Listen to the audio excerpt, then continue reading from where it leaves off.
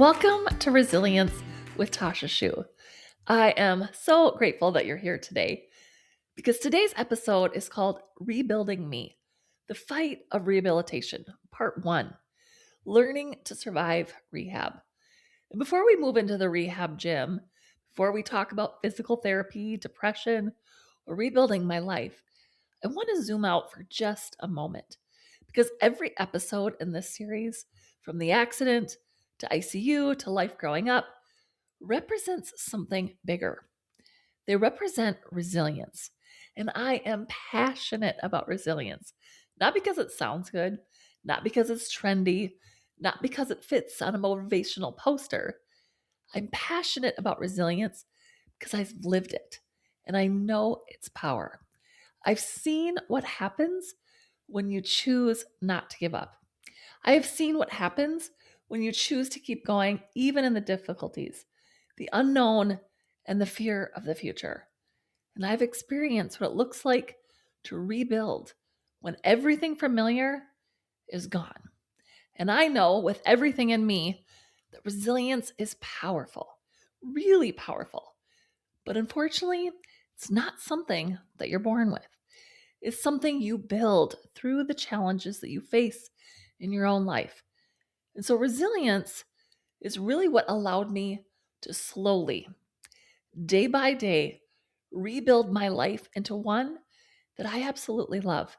A life I would not change, even knowing what I went through to get here. But it didn't happen overnight. It was forged in seasons like this one. Rehabilitation. I spent 5 months on the rehab unit, 5 months of daily therapy, 5 months of learning how to live in a completely different body, 5 months of physical exhaustion, emotional strain, and redefining what independence would look like. Because if the accident changed my body, rehabilitation tested my spirit. So today I want to take you inside that season, not just to tell you what happened, but to show you why resilience matters so much. Because whether your rebuilding is physical, emotional, relational, or professional, you will face moments where quitting feels easier. And resilience is what keeps you moving forward anyway. So let's move in to that chapter. Now, I still remember the day that I moved from ICU down to the rehab unit. I was wheeled from 8 Mary Bry to 3 Mary Bry at the St. Mary's Hospital in Rochester, Minnesota. And that hallway and elevator ride felt longer than it probably was. By this point, I had spent 3.5 weeks in ICU. And as scary as that season was, I had grown comfortable there. I knew the nurses, I knew their voices, I knew their rhythms, and I had round the clock care, especially when I was at my sickest, and often one-on-one nursing attention. And I have never been someone who likes change. Most of us don't, but especially me. So even though moving to rehab was technically progress, it felt terrifying. Thankfully, I had already become a regular with Dr. Christofferson, who would become my first rehabilitation doctor, and later my long-term physical medicine doctor after I left the hospital. I had also met some of the rehab nurses while I was still in ICU, and they had come up to introduce themselves ahead of time so that when I arrived on their unit, I wouldn't be so surrounded by complete strangers. That meant more than they probably realized. Still, I was scared. One of my biggest fears was that I wouldn't be monitored as closely as I had been in ICU. In ICU, someone was always right there. And my voice was very quiet at this point. I had been taken off the ventilator, but it was still very weak. And I was terrified that someone would close my door, forget about me, and I wouldn't be able to call out if I couldn't breathe, or that I would not be able to reach the call light with my very limited arm movements and strength. Thankfully, though, they placed me in a room right next to the nurse's station. And that small detail gave me so much comfort. The team had also made a special decision because of the overwhelming support I had received in ICU. My family and friends had filled up the waiting room constantly. There was always someone there. So when I moved to rehab, they gave me the entire room to myself. No roommate. They knew that I would have many, many visitors. And at the time, I didn't realize how unique that was. I did not understand that not everyone has that kind of support, but I was incredibly grateful. My mom was determined to make my hospital room feel like less of a hospital room. And while I was in ICU, I had developed this new obsession with angels. And so many people had given me angel figurines, ornaments, angel cards. And so when I moved to rehab, she decorated my entire room with them. Angels everywhere. And with Christmas approaching, more gifts kept arriving. They filled my room, a visible reminder of the love and support surrounding me. It really became a space that felt so safe, a space that felt supported, a space that felt hopeful. But then came the gym. When I got settled into my room, they asked me if I wanted to go see the therapy gym. And I was excited. If you remember, in my mind, I pictured a workout room, weights, machines, something that looked like I was going to train hard and get strong. I even imagined myself getting buff from my friends. Now, keep in mind, I didn't even have my own wheelchair yet. I was in this red manual hospital wheelchair with a high back. And that was my reality. That was what they pushed me down with to the rehab gym. And I was filled with anticipation. And then we entered therapy mats, rubber balls, parallel bars, a vehicle that had been gutted so patients could practice transfers, very few weights. This was not the workout gym I had imagined. My vision was crushed. I could not believe what I was seeing. And in that moment, something inside me shifted. This was not about me getting buff. This was not going to be about returning to who I had been. This was going to be about learning how to live a completely different way. And it was one of the first moments in rehab where I realized so many of the things that I had envisioned were not going to happen the way I thought they would. Things were going to be different, very different. And if I'm being honest, I wasn't even close to stable when I moved to rehab. I still had my tracheotomy, the tube that was in my neck, and I was now breathing on my own, but I still very much needed the tracheotomy. That's how I was being suctioned, and that's really how they were keeping my airway clear because my lungs were still filled with pockets of fluid from that pneumonia. And so every 30 minutes, they had to suction me through my trach. Every 30 minutes. And even though I was technically progressing enough to leave ICU, my body was still very fragile. Breathing wasn't automatic, it was managed. And layered on top of that, began moving me into a wheelchair regularly. Now, they had started this in ICU, but in rehab, it became routine. And I hated it. All I wanted to do was lie flat in my bed. Being upright made me extremely lightheaded. My blood pressure would drop. I felt dizzy and uncomfortable. And sitting up did not feel empowering. It did not feel like progress. It actually felt awful. But they were determined to build my tolerance. They would say, "You need to stay up longer. You need to get used to this. You need to build endurance." So they stretched the time longer and longer. Now, as I mentioned earlier, I did not have my own wheelchair yet. I was still in that red manual hospital chair with a high back, and it did not feel like independence. It felt medical, it felt temporary, it felt like something I didn't want to accept. And then there were the days. Rehab days were full. They tried to make my therapy schedule start as late as possible, usually around 8 a.m., which meant I had to be up right around 7 a.m. so nurses could begin my morning cares and get me transferred into my chair. Most of my nurses were very kind about it. They would quietly come into the room, turn on the light in the bathroom instead of the big overhead hospital light. They would speak gently. I mean, they understood. I was a 16-year-old who desperately needed sleep. But there was one nurse. She believed I needed to adjust. So she would walk in, flip on that big hospital light, and with a big smile say, "Good morning." That does not go over well with a teenager. We definitely butted heads for a while. I wanted to sleep. She wanted resilience. And at the time, I did not appreciate her approach. I just felt tired and misunderstood. And tired doesn't even begin to describe it. Because it wasn't teenager tired, it was trauma tired. Healing from everything my body had just survived tired. And once the day began, it was structured and intense. 1 hour of occupational therapy, 1 hour of physical therapy, sometimes recreational therapy. And then in the afternoon, another hour of OT, another hour of PT, and even occasionally a visit from a psychologist. Then care conferences with my family and the medical team. But most days were therapy, therapy, therapy, and all the other things that go with rehab and with lungs filled with pneumonia. Albuterol treatments every 2 hours to break up the fluid in my lungs. When I was in bed, being rolled and repositioned constantly to prevent bed sores, and having vitals taken every 2 hours around the clock. Sleep didn't really exist in long stretches. And then came the bladder complications. I'd always struggled with UTIs before the accident. And so at first, I had a leg bag so that my bladder could continuously drain.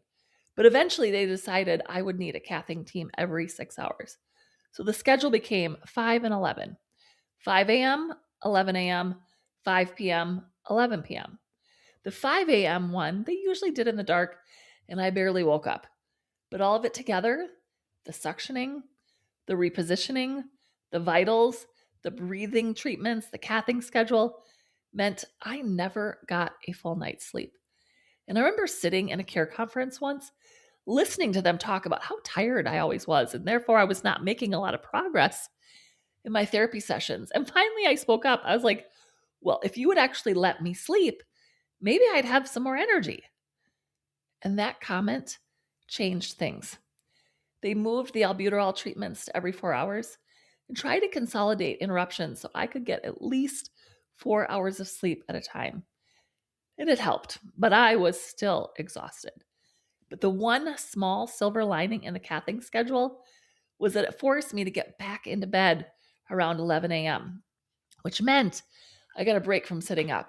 And I certainly did not complain about that because that gave me a couple hours before my 2 p.m. therapy session would start. So I could sleep, eat lunch, and watch my favorite soap opera, Days of Our Lives. That tiny piece of normalcy felt huge. But underneath all of it, there really was something deeper going on. I was afraid of being alone, afraid of my family going home, afraid that once the ICU chaos settled, I would be left in this new body by myself. If the physical exhaustion wasn't enough, there was something even heavier underneath it all. I was terrified of being alone. Even though my family had shown up in ways that were absolutely unbelievable, I carried this quiet fear that eventually they would go back to their lives and I would be left in this new body by myself. My sister stayed the entire time that I was in the ICU, but right before I moved to the rehab unit, she prepared me that she would need to go back home to Sioux Falls. Now, I did not want her to leave. Even back in ICU, I would get upset when she had to step out of the room, even for a shower, even to eat, even to sleep. Because honestly, she was the only one who truly understood me. When I couldn't speak at all, when I had no voice after my body crashed, when I was trying to communicate with my eyes, with tiny expressions, with whatever strength I had left, she just knew. She could read my eyes. She could interpret my expressions. She knew what I was trying to say before I could fully say it. And I was terrified of dying, terrified of not being understood, terrified that if she wasn't there, something would happen and no one would know what I needed. So my expectations of her were completely unrealistic. I wanted her by my side all the time, 24/7. But we all knew that couldn't last forever. She was newly married. Her husband had been incredibly patient with her desire to stay by my side for weeks, and she had already lost 2 jobs because of me. She had just started a new job when I had my accident, and they weren't very understanding. They needed someone in that position, so she lost that job. She took another job right before I got sick with pneumonia, and when I got sick, she refused to leave my side. So she lost that one too. Her dedication and my entire family's dedication meant everything. And when I moved to the rehab unit, someone was going to be sleeping in my hospital room with me every night. Because again, I just was so afraid of being alone, not being able to hit my call light, not being able to get help if I needed it. That would become my new normal. And I knew that eventually that would also come to an end too. My mom at this time really calmed a huge part of those fears because she told me that she would be staying at the Ronald McDonald House, just 2 blocks from the hospital. That meant she wasn't going home. That meant she would be there every single day. She managed the finances and scheduling for our grocery store, and so she could do that work from Rochester. So she made the decision to stay close. And I cannot put into words how much comfort that gave me, knowing she would be there, knowing that if I needed her, she was only 2 blocks away. In a season where so much felt uncertain, that certainty mattered. And here's what's interesting. Even though I was so afraid of being alone, I wasn't. My friends and family constantly reminded me of that. My boyfriend was visiting at least 3 times a week, if not more than that. My friends would come after my therapy sessions ended for the day. They'd walk into my hospital room like nothing had changed. They would sit with me, talk with me, laugh with me. My dad came down. My brother was there.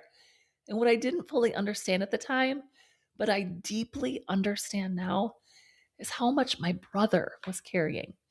He was really the one handling the grocery store so that my parents could be in Rochester with me more. He was balancing the store. Also, he was trying to finish up college, managing responsibilities that most people his age weren't carrying yet. And yet he still showed up for me. He still made the drive. He still made me a priority. Looking back, I see how many people were balancing so much behind the scenes. My friends, especially.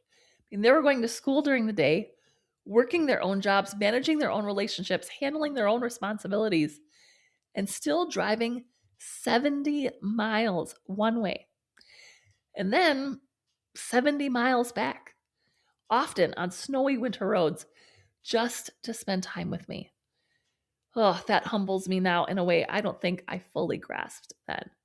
And even after my sister went back to Sioux Falls and started her new job, she still showed up for me in powerful ways. Every morning, she called the nurse's station to see how my night was and how I was doing. Every single night, we talked on the phone. No matter how busy her day had been, no matter how tired she was, and every weekend, she drove 5 hours on Friday to come see me and 5 hours back on Sunday. 5 hours there, 5 hours back. Now, I cherished every single moment that she was in that room with me. I never wanted her to leave. But here's something else I learned during those 5 months. It's a hard lesson. The people I thought would be there weren't. And the people I didn't expect to show up did. And that was a huge lesson, a painful one at times, but also a beautiful one. Because what I will tell you is this: I was never alone. In the entire 5 months that I was in rehab, I only had 2 evenings where I did not have company. 2. That still amazes me. My friend Stevie, my friend Jesse, Travis, my boyfriend, my brother, and so many others. They filled that room with normalcy. And now looking back, I can admit that maybe having visitors almost every single night wasn't always the healthiest. I probably need more rest than I allowed myself. But especially the visits from my friends, those rejuvenated me. They reminded me that I was still me, They reminded me that my world still existed outside those hospital walls, and those visits did something powerful inside of me. They made me want my independence back, as much as that was even possible. They gave me something to fight for. And as much as they gave me something to fight for, there were two other people who became central to my world during those 5 months: my occupational therapist, Barb, and my physical therapist, Neil. Neil had been working on the rehab unit for over 27 years, and he only worked with spinal cord injured patients. So he had seen it all. He was knowledgeable, steady, and confident in a way that made me feel safe, even when I didn't want to feel safe. And as I got to know him, I began to look at him really like a father figure. I knew I could ask him any question. And if he didn't have the answer, he would find it. Barb, on the other hand, was this young, fun loving, cheerful soul who was beginning her career in rehab as an occupational therapist. Where Neil was steady and seasoned, Barb was energetic and warm. These two people would become some of my closest confidants during my time in rehab. And yet, they were hard on me. They pushed me beyond what I thought I could handle. And at times, I hated that. Neil, he spent our therapy sessions stretching out my arms. During the 8 days that I was in a coma, my arms had been bent up against my chest and they had contracted so they would not straighten out. And so every single day he worked on stretching them. And it was extremely painful. He would tell me, Tasha, there's no way you're going to go through the world with bent arms. So morning and afternoon, he would stretch my arms. Then he would stretch my legs and he would work on strengthening the muscles that I still had. It was relentless. Now, Barb's role looked a little different, especially in the early days. She worked on the small, basic things, trying to help me feed myself, brushing my teeth, brushing my hair, learning how to manage simple tasks that I had never thought twice about before. She also spent many sessions working on the knots in my shoulders and neck. The fear and anxiety that I was carrying showed up physically. I had golf ball sized knots in my shoulders, and they were extremely painful. And she would work patiently, rubbing them out session after session. But again, they pushed me. But they also loved me. And I truly believe that there were moments when they saw me not just as a patient, but as someone they cared deeply about, maybe even like a family member. Now, I'll share more about Barb and Neil in part two, but I do think it's important to understand that before rehab, I didn't even know what an occupational therapist was. I had no idea how crucial both OT and PT would be, not just to my recovery, but to my entire life moving forward. Now, I do have to say that I also had incredible nurses during those weeks and months: Carissa, Lisa, and so many others. And within the first few weeks of rehab, I began getting comfortable with their routines, their personalities, their compassion. They really tried to have me have the same nurses on a regular basis so I could get comfortable with them. And yes, there were a few that gave me some tough love, but overall, I was so grateful for the quality of care that I received. And then there was my first shower. Now, the entire time I was in ICU, I had bed baths. Nurses, they would wash my hair in bed. Marnie was the nurse who washed my hair for the first time after I had gotten sick. It had been 11 days since I had my hair washed. 11 days. Oh my goodness. So long. My head itched constantly. And thankfully, she took the time to wash it. That moment meant more to me than I can describe. I felt human again. So when I moved to the rehab unit and began talking about giving me my first actual shower, I was so excited. And so they had this mesh bed that was strapped onto poles, and they would lay me in it so that they could wash my body and hair safely. So the nurse helping me that day was Renee, and she was so sweet, so kind. And then she took the handheld shower head and sprayed me directly in the face. I thought she was trying to kill me. I was so upset. I came out of that shower furious. And as I complained to my mom, I learned something shocking. Apparently, most people get their face wet in the shower. My sister had taught me how to shower when I was about 4 or 5 years old, and she told me that when I got my face wet, I should have a towel hanging over the shower to wipe my face off. So in my mind, you didn't get your face wet in the shower. Well, that first shower was a shocking experience. And even though it felt good to be clean, I learned some of my quirks. And thankfully, we all giggled about it afterward because Renee, oh, she was such a kind soul. And so I was beginning to learn what it meant to have other people help me do things I had always done for myself. Now, with all the company coming, especially in the beginning, I felt I had a role to play. I tried very hard to be strong. I tried to have a smile on my face. I tried to prove that everything was okay. Because if I looked okay, if I sounded okay, if I acted okay, then maybe it wasn't as bad as it felt. Visitors would walk into my room and I would put on my brave face. I would tell them I was working hard. I would tell them about therapy. I would reassure them. And deep down, I wasn't okay. I even had one visitor, my neighbor, who cried the entire time she sat with me. She was so upset, so heartbroken, so overwhelmed by what had happened. And I found myself counseling her. I was the one telling her it would be okay.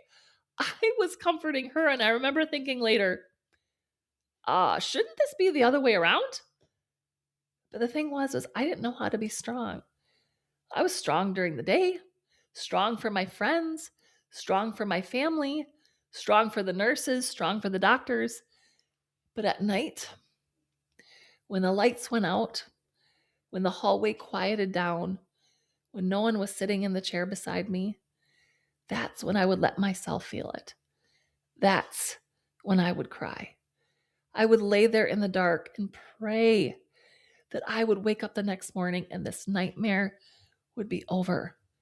I prayed that somehow this was temporary, that there would be a way back, that I could return to my old life. I didn't want a new life. I wanted my old one. And slowly, without even realizing it, I was starting to feel depressed. I wouldn't have called it that. I didn't even know what depression looked like. I had never experienced it before. But something heavy was settling in. The exhaustion, the fear, the pressure to be strong, the realization this wasn't going away. I was rebuilding physically, but emotionally, I was beginning to unravel. And that's where we'll pick up next time. Because the hardest part of rehabilitation wasn't the therapy gym, it was the fight happening inside my own mind. If this episode resonated with you or you are enjoying hearing my story, I would love for you to subscribe to this podcast and leave a review. It truly helps this message reach more people who may be going through their own struggle or challenge, or who are wanting to learn more about resilience and the power of it. If you want to learn more about my story and the resilience tools that helped me through this time, you can visit tashaschuh.com/coaching. And if you'd like to even go deeper into this part of my journey, my books, My Last Step Backward, and My Next Move Forward share more about what these seasons really looked like. And they are available on Amazon and on my website at tashaschuh.com/shop. So in the next episode, we'll continue this story in Rebuilding Me, the Fight of Rehabilitation, Part 2, Finding Strength in the Routine. Because while I was rebuilding physically, emotionally, things were just beginning to shift in ways that I didn't expect. Thank you for being here. Thank you for listening, and I'll see you in the next episode.